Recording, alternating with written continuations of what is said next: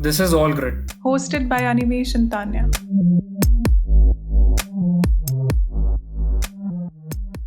We are very fortunate to have Sonia Datta Chaudhary with us today. She's an IIM Calcutta graduate, a journalist, and an author. I would say she is high spirited, a pattern breaker, and an all out inspiring person. But we must refrain from divulging anything else and let her shine through her engrossing stories and career highlights.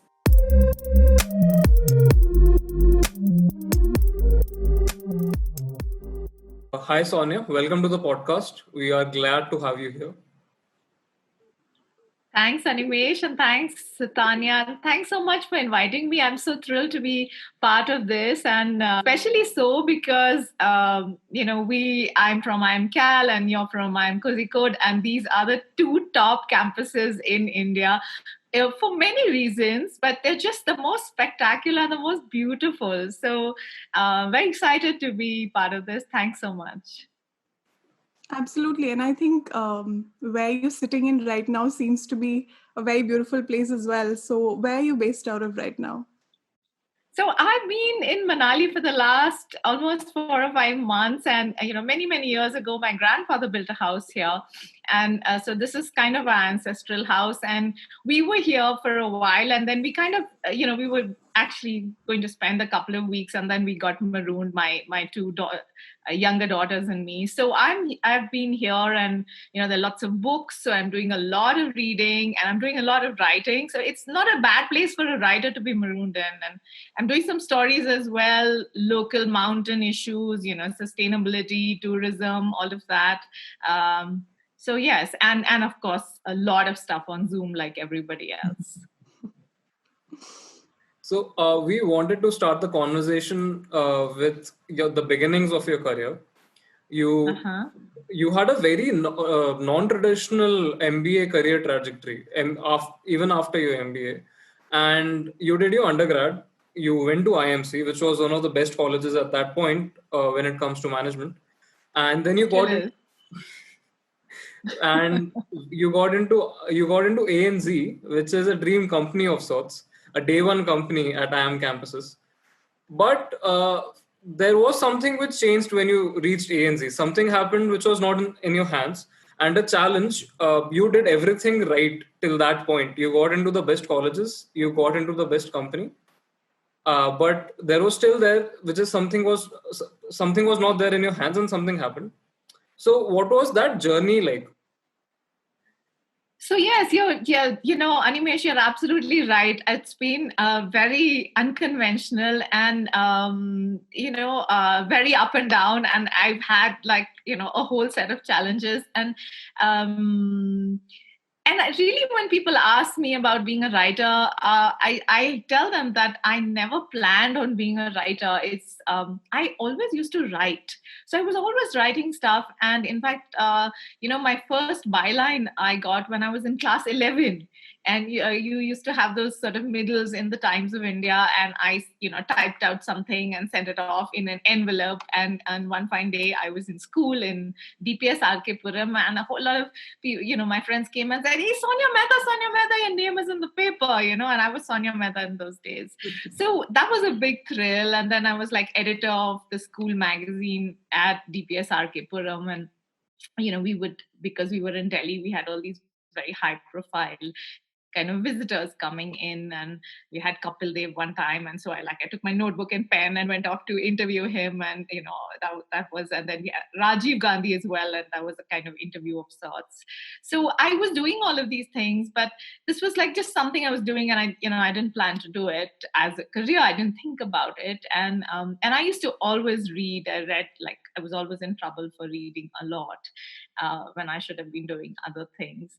And then I read Ayn Rand, and I just, the characters, both Atlas Shrugged and Fountainhead, and in particular the character of this Dagny Taggart, who's this engineer, and she's like this sort of CEO, and she runs Reardon Steel, and they're kind of building this railroad and building America and the infrastructure. And I was just like, oh my God, this is what I want to do. I want to, sort of, at that time you're kind of, with friends, you're discussing about what India needs and what the country needs and what you should do. And I was like, industry is the answer to this. And so I did my MBA, and I was like, okay, at that time, the way I looked at it when I was like 17 or 18 is that there are two worlds, and one is the world of reflection and contemplation, and the other is the world of the doers. And I was like, I want to be in the world of the doers.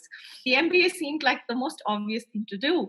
And then I was like, and it was all about data and numbers. So from stories, I just completely decided that this is what I want to do. And I kind of immersed myself. And even at IMCAL, I would take like every numerical course I could, So instead of doing organizational behavior, I would, go and do like trade and FX courses. And so banking was kind of the logical thing. And yes, you're right, it was a day one company and ANZ Grindlays, and it was like, oh my God, wow. And then, Animesh and Tanya and all my viewers, there was a situation at that point. So, we were recruited from all the IIMs. ANZ Grindlays did these campus placements, and they recruited lots of people. And this was in February of that year. And around March, April, there was this huge stock market scandal, and there was like this bust. So, I mean, in many ways, it's like the situation we're facing today, except like today you see it impacting all the sectors. And at that point, it impacted the financial sector. And in particular, ANZ Grindlays was sort of caught in this. And it's quite an interesting story. If you go back and read on it, there was like this big bull, Harshad Mehta, who was playing the market. And what happened is that there was this, it was like musical chairs taking money from one and the other. And then suddenly the music stops. And the check in question was 506 crores. And the person who lost it, the person without the chair, was the company that recruited all of us, ANZ Grindlays. So I walked into a bank that was shell-shocked. And I think, at that point, I was like, really, we are a management trainee and this is something in the papers and it doesn't really, why should it change anything? But, it does. And I see more and more, as I see today, I work in journalism, and print is undergoing a crisis. So the industry that you join, it's really important to look at it from the larger perspective and see, is it growing, is it not? Even when you're at an entry stage, if it looks to you like, you're getting a lot of money or whatever, but it just would make sense to take a larger term view, because it does affect you. And Grindlays was in this whole, because they'd been hit by this and they had grown for many, many years, and their systems hadn't kept pace. So they were on this, orgy of housekeeping. And they were like, so we were put into account reconciliation. And, there was like, you had this Nostro and Vostro reconciliation. And so I think, when I look back on it, I just didn't enjoy it, because it was not the kind of growth and changing the country and changing the economy kind of thing I had dreamt about. It was, sitting and reconciling accounts, because and that's necessary. Back office is necessary, systems are necessary, but it just didn't inspire me. So I didn't. So I just spent a couple of years there, and I moved out of banking. So that's the story of my first job. That's quite interesting. From your initial years at a corporate job, like you said, you arrived at the center of the Indian literature scene from there. And I'm pretty sure that switch wouldn't have been, that would have been cathartic for you in some sense, but something that would have brought you immense personal joy and perhaps even relief that you're finally able to do something that I think must have been your true calling. But that transition couldn't surely have been, all green and rosy. So how was it like for you, both from a personal perspective as well as from a career perspective, to have made that shift? So Tanya, it was actually not it was not dramatic in any way, and I didn't really have to at any point take a decision that, should I go the corporate way or should I just become a journalist. It actually, if anything, it sort of crept up on me, and I had my first baby, and I said, okay, I'll take a sabbatical, a 5-year break, and that I thought in terms of 5 years. And I was at home with the baby, and we had moved from being like dinks to sinks, because we were double income, no kids, and then we suddenly became single income, numerous kids, because we had a second, and we had a third daughter too.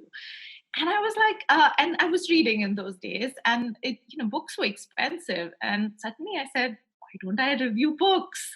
So I started to review books for India Today and Times of India and The Hindu, and these books would arrive by post, and I would have them, and I would read them, and I would review them, and I would get paid something for it. So I was like, yes, I really enjoyed that. So this was like strictly part-time, and then slowly it started to, I started doing art, and I was again, I had a little more time, and I would go out and I would visit these art exhibitions that I enjoyed. And I was in Bombay, and Jahangir Art Gallery gets the most brilliant artists. So we had M.F. Hussain and Satish Gujral and Yusuf Farakal and Atul Dodia. So I'd go and I'd look at their paintings and I talk to them, and then I started writing these art pieces. So then I was like on the art beat, and then then I got involved in a lot of so Juhu has these really good self-government kind of citizen groups. So I got involved in one, and then I started writing a local column for Mumbai Mirror on neighborhoods. So I just kept adding up, and then before I knew it, I was like a full-time writer. Because Mint came in, and Mint was a newspaper, and they were in collaboration with the Wall Street Journal, and they were looking for writers who had a business background and also wrote.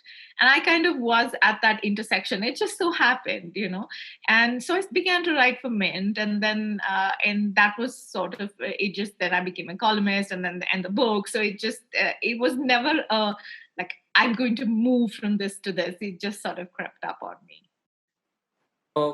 Sonia, it would be great to hear more about your first steps into the world of interviewing as well. We might not realize it right away, but interviewing a public figure and having the gumption to ask what needs to be asked has a lot in common with how we as future business leaders need to address stakeholders and business problems in general. When it comes to interviews, what drew you in, and what were the things you learned the hard way? So, Animesh, you're absolutely right, because every transaction that one has in the world of business and even outside the world of business is, in a sense, an interview. As an entrepreneur, if you're going to an investor or a potential VC, he's going to interview you, and you are also kind of interviewing him. So it's something, and obviously then you have the more formal interviews where you interview your team members, etc., and that's called an interview. But really every conversation from which you're trying to gather data is an interview, and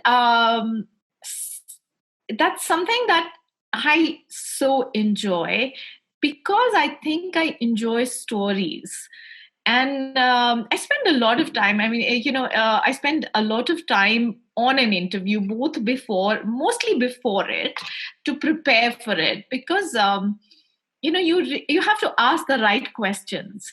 And there's some people who do, and there are a lot of books written on it, how to ask the right questions. I mean, as a manager, as a CEO, you have to ask the right questions of your team. You want to know what's happening on the ground. You have to, you meet somebody who's from a different industry. You want information. So, asking the right questions is really key.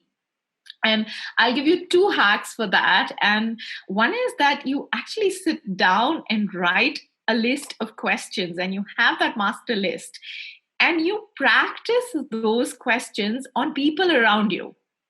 I mean, just on friends or on acquaintances you may meet.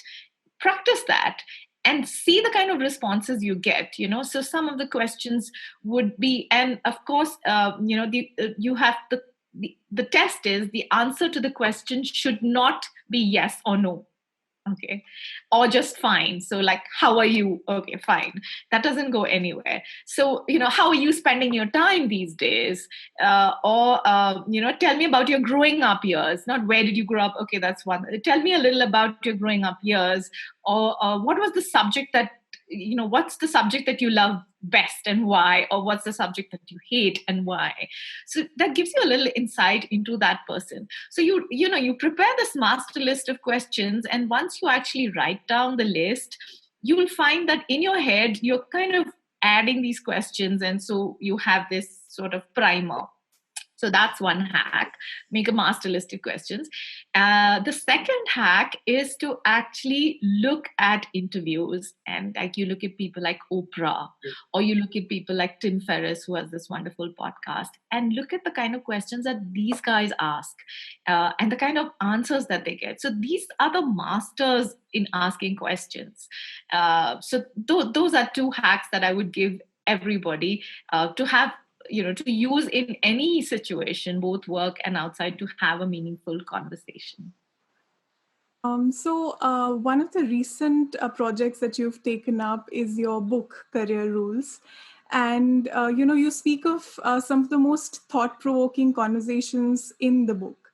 I would love to know more about the build-up to the point of you realizing that you need to write this book for graduates and perhaps anyone who finds themselves in this, societal web of ideal employability, or maybe the lack of it. So what made you write this book? I'm personally really interested in knowing this.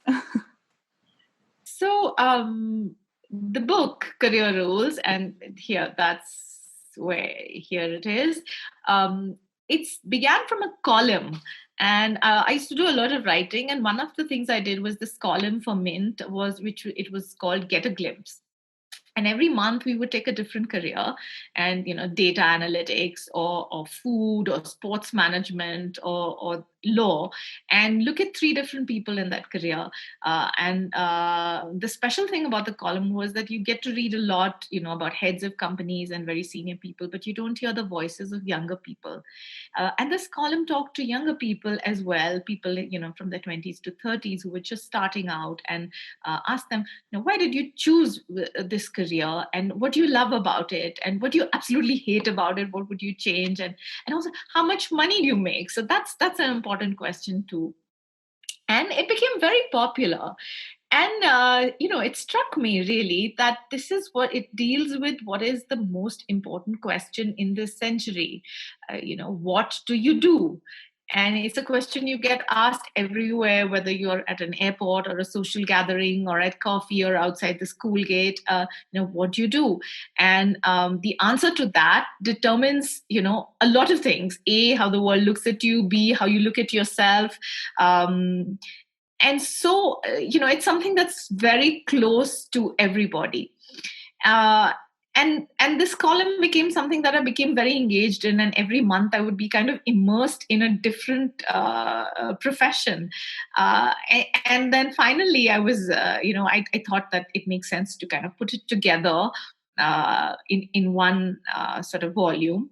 And I also added a lot of things like career hacks and how to ace an interview and how to switch careers. And I'd had all these, because I'd had all these conversations with some amazing talented people, and they shared so much advice. So that's how the book was born. And it was it's interesting, and it's obviously even more necessary because things are changing so much. And so it reading about other people's experiences and their hacks and their stories is really helpful, because it's like suddenly new territory, and how do you plan your career, how do you switch careers, how do you figure out what to do. So here's where voices of experts and their advice really do help. So I kind of began to believe in it as a great resource, and that's how it was born, and that's how it came. It must have been a great experience when you were compiling all these stories together. We wanted to know, did you have any epiphany while writing this book? while compiling all these stories together. And is there any story which has intrigued you and is close to your heart, if you had to choose one story from the whole book, apart from yours? So, Animesh, absolutely. There were so many patterns that emerged. There were so many trends that emerged, and epiphanies as well. I think one thing that did strike me was that I have constantly moved from one thing to the other, and I've always been very apologetic about it. Like at IMCAL, we were a batch of 110, and out of which I think about like 95 were engineers. And these guys, they knew all their quantitative stuff, and we would have like OR papers, and we would have like, and they were just programming, and they would just crack all of that. And I was like a little disadvantaged because I was sort of from a literature background, and I would think, my God, I mean, why did I do that? I should have just done this, engineer, IIM, go into it. And, and then I had the sabbatical, and I was doing things like, I'd started classes for children, and I called it Maths Cats, and I would teach them how to do mathematics. And it was a lot of fun because I would sometimes we would bake a cake, and I would like take the recipe and get them to multiply it into 3, so they would have to take ounces and quantities and do everything into 3 and figure it out. And I would do maps with them and like plot how to find a treasure and things. But the problem was that on a BioD, on a LinkedIn profile, this doesn't really count. Okay, so I would actually not even think about it as something that is adding value to me as a manager. But when I started to write the book, then I realized that no, that is not the case. And all of these things add up because I had this whole set of people, this universe of people that I talked to. And I began to see when I put them all together and they talked about the reasons for their success, I began to see that most often the reasons, the way a leader becomes a leader is because he or she does 20 different things, and there's that whole cross fertilization and cross pollination, and sometimes, and they talk about how businesses began. And one of the people I interviewed is Pranay Chulle, who started Quikr, and he told me the story of how his business began. And it started from a movie. He wanted to be a movie director, and he was in New York, and he was obviously, he'd done IMC, IIT, IIM, and then joined a consultancy, but this was his hobby. He wanted to make a film. And so he decided he didn't have much money. And so he put out this ad in Craigslist, and he got together a whole film crew. And it worked well, and the film was very exciting. But, he ran out of money when he had to promote it. So it didn't kind of, explode into a film career. But what happened was that when he put these ads out on Craigslist, he realized the power of ads, digital ads, and a medium like that. And that's what prompted him to begin Quikr. So there were all of these stories. And, you've asked me to choose one favorite story from the book. And I'm going to cheat a little because I've told you Pranay's, but I'm not counting that. I'm going to tell you one about a hacker. And, he is this 19-year-old engineering student, and he had learned how to hack, and Shashank Kumar. And it was just this, his story was just the most, one of the most fascinating stories I've read of how he moved from hacker to cybersecurity expert. So, and he began to make so much money, and it's a long story, and I will direct you to the book for that. But how he did it and how he moved, from being, something that the world around him said didn't give him any validation. So they were like, why are you doing this and on computer stuff? And, Mishra ji ka beta dekho, wo to IAS ban gaya, iska beta dekho, ye aise ban gaya, aap kya kar rahe hain? Sort of, and slowly he kind of proved everybody wrong, and he carved out this profession which nobody had heard of at that time. And so he was like one of the true pioneers. So Shashank's story is one of my very favorites. And I have a third, which is a batchmate of mine from IIM Madhavan. And then, there's Amitabh Kant, who had his story from when he started off, Zia Modi, Naina Lal, who was my boss in Gridley, my super boss. So there are just so many stories. And one of the most torturous things in writing the book was, I had to leave out some. And that was the hardest part. I'm sure. And I truly hope that, our listeners read Career Rules, because I think, to be honest, there's no better time really sit back and introspect than right now, because we've all this time on our hands and we are at home. And, I think we really need to sit back, all of us, and kind of introspect and read more as much as we can. And I think that's the whole essence of the book is very nicely summed up in the quote from Harry Potter that you start with, which says that it's the choices that we make and not our abilities at the end of the day that make us the people that we are. So thank you for sharing the journey of your book and the stories that come with it with us. Now, your switch after the MBA from a corporate life and to a career in writing is truly inspiring.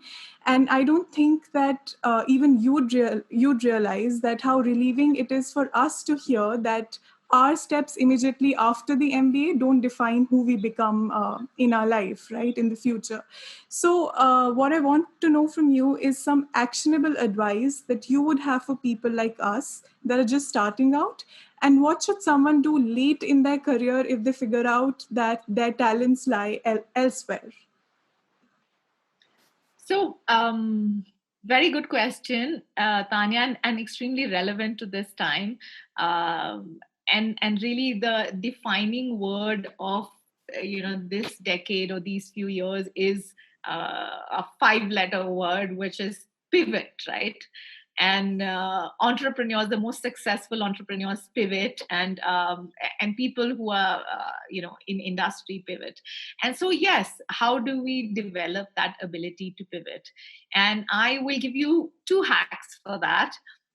One is that you have to just keep doing lots of different things, and they may result in a different career. So for example, I have a batchmate called Vikramachanta, and he worked in software, but he always enjoyed the world of cocktails and how to make the right cocktail. He writes very well as well, and so he started this company called Tally Ho that looks at wines and cocktails and spirits and does workshops and things. And he was doing that on the side, and he was working in software as well.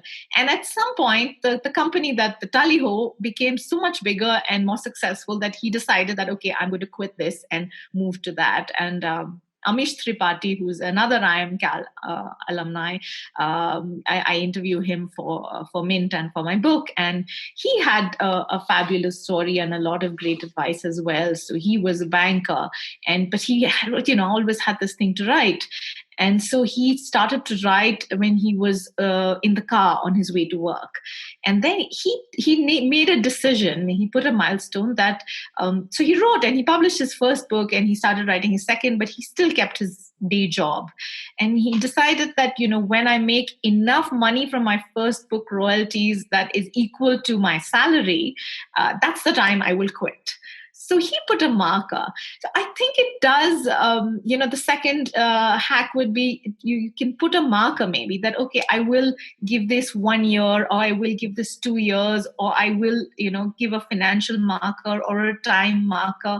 And that kind of helps because, even if you're doing something that you believe is good for your career, and obviously in the early part of your career, you want to concentrate on picking up technical skills. That's the time you want to pack all the technical skills in. So you say that, okay, I must do this. It's not so interesting, but I will do this for a year. So it does help if you give yourself that 1 year or 2 years, and obviously all that the work on the ground helps hugely. And the things, and you have at that point in your career, you have the time to explore different things and to find that perfect mix between your talent. And one of the stories that Sanjeev Kapoor tells me in his when I spoke to him again for the book, is that so he was posted as a young chef in the Taj at Varanasi, and this was summertime, and there was like really hardly any guests, and so what does he do? And then he had the local the IAS, the collector, and his wife came in for lunch one day, and he'd made some butter chicken, and she said, my God, like, chef, what is the recipe? How do you make this? And he said, come, I'll teach you. And so he started these workshops for just, women who lived in Varanasi on Sundays, and he put it up in the Taj. And so this was all extra. This was not his job at all. But then he started to teach them, and they became very successful. At that point, he had no idea whether this would go anywhere. But many years later, when Zee was doing a televised show, they were looking for chefs who could cook and who could talk as well and present. And Sanjeev Kapoor, who'd done this, with all of these very senior, women, etc., he was just good at it, and so he completely, obviously, fit the bill. So my advice would be that just go in and do whatever it is that you feel you ought to do, but put a time on it and build up those skills. And it doesn't matter if it seems like completely unrelated to you. You never know how it'll come together. I mean, I for many years, I was so sort of apologetic about the fact that I did literature and management. I was like, where's literature and where's management? And today I am, running Lit Leaders, where really it's literature and management together. And I look at the leadership lessons that come from literature, from literary characters, and that empathy and how to pick up leadership from them, inclusiveness and empathy and vision and decision making and strategy. All of that is in those books. So you never know how the lines will cross and how the dots will connect. So one thing from what I could gauge from your answer was that you should do something because you want to do it, because you like to do it. So there is the scene from Forrest Gump, which I remember very vividly, where he starts running cross country. And people come up to him running, ask him his cause. Why are you doing this? What is in this? What is your benefit from this? Why are you running? And Forrest Gump says, because I can. So that was all the reason he needed to whatever he was doing. Now, you as well, you have climbed so many mountains in your life. You have gone through a lot of hardship in your life. Now, if there is one biggest challenge, the hardest challenge which you had to describe and tell us what it means for you, what that challenge meant for you. So I think, Animesh, the biggest challenge is being a loner, being in what is called, and as a writer, I've been a loner for a long time. You work in isolation, and today with the gig economy, there are more and more people in different professions who are part of the gig economy and not part of a team. So that's hard, I mean, at one level, it's fabulous. Today, I'm living in my ancestral house in Manali, and I'm writing and I'm carrying on, and so it's got advantages. It's very flexible. I've always, our 3 daughters, I've been able to do stuff with them. They've, done cross-country running, not cross-country, they've done athletics and, the nationals, running this and playing football. And I've basically done the soccer mom as well as, being able to do what I'm doing as well. And I have to thank writing and the gig economy for that. But it is hard, to keep up your level of motivation and to keep yourself going and to be productive.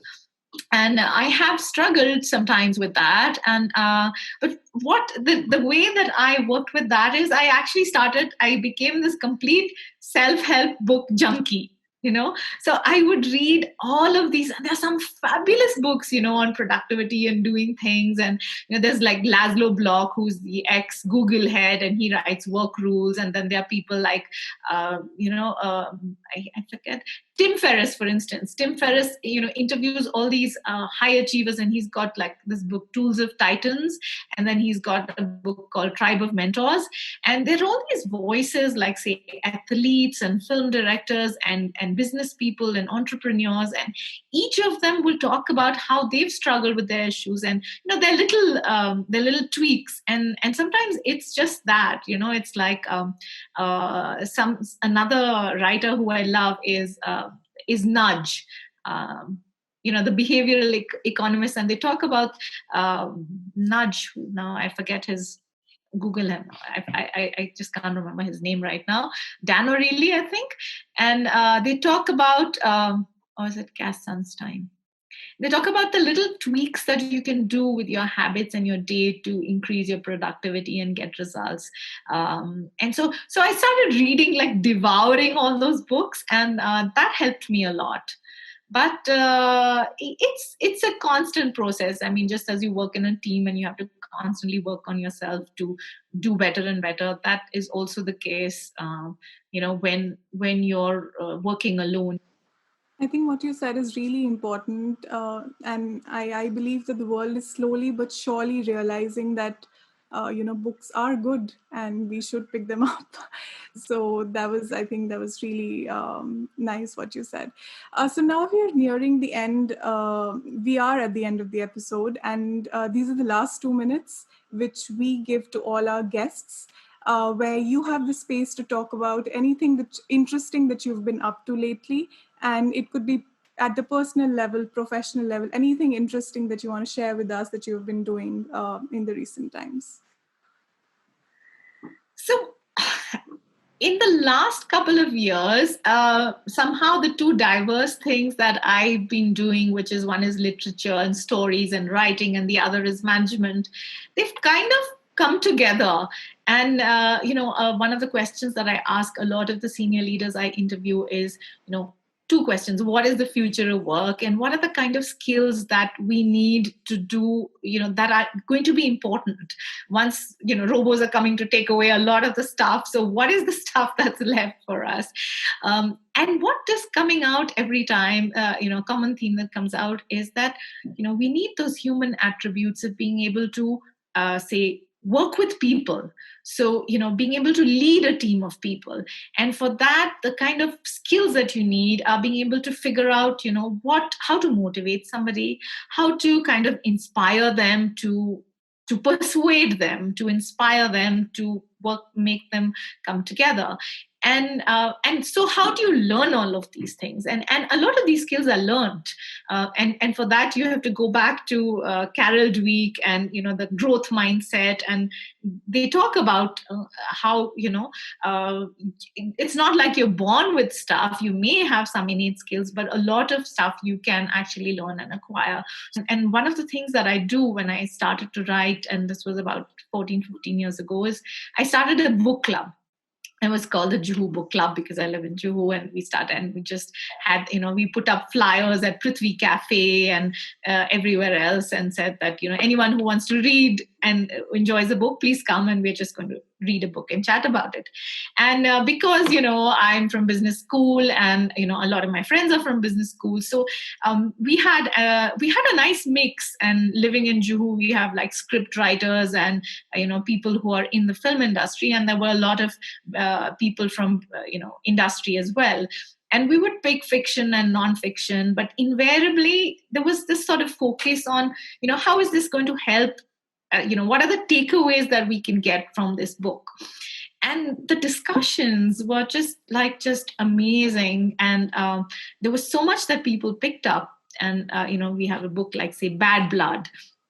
And it's the story of, Theranos and Elizabeth Holmes, the Stanford graduate dropout. She drops out of Stanford and she sets up this unicorn business and what happens with it. And then we have a lot of stories. So we have Balzac, who's a French writer. Then we have a Chinese writer who's writing about living in the time of Mao, a novel. And they were all, we were engaging with different geographies, with different cultures, and looking at how to understand them. And from this, I started Lit Leaders, which is basically using different literary texts as case studies, because business school is also all about case studies. So you use these case studies, and they're really well written, and they pick up some of the conflicts that we have in the world, and they look at them from different points of view. So you have a group of people that looks at that and discusses it, and tries to understand each other and figure out perspectives. So that's what I'm doing. I do these. I do it for a lot of business schools. I do it for executives who are starting out or different stages. That we actually look at literature and read it and look at the characters and apply it to the situations in our lives. And the parallels are spooky, how you can relate them. So that's really exciting. And it's also a lot of fun because it's stories. And so that's what's consuming me these days, this whole Lit Leaders.